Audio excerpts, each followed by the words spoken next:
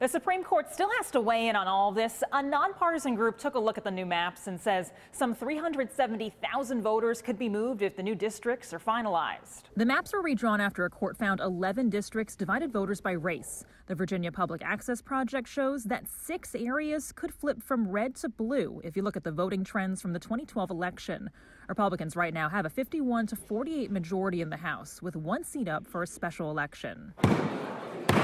A professor from the University of Richmond says if the new maps are picked, you'll want to keep a close eye on the primary for Democrats. The Democrats will have more ability to field good candidates because there are going to be more places in play, as opposed to what's normally the case where Democrats end up challenging one another. Now, the Supreme Court will likely hear an appeal from the Republican Party about this in the spring. House Speaker Kirk Cox represents one of the districts that would be impacted by the new map changes, and he says the way they're drawn now might help their case. If you look at all the maps submitted by almost any entity, and there were, probably 5 or 6 different ones, none of them targeted senior Republicans like that. Speaker Cox says whatever district he's in, he'll still campaign hard for the next election. The deadline for all the sides to send in their objections to the maps is February 1st. Reporting in Richmond, I'm Sara McCloskey.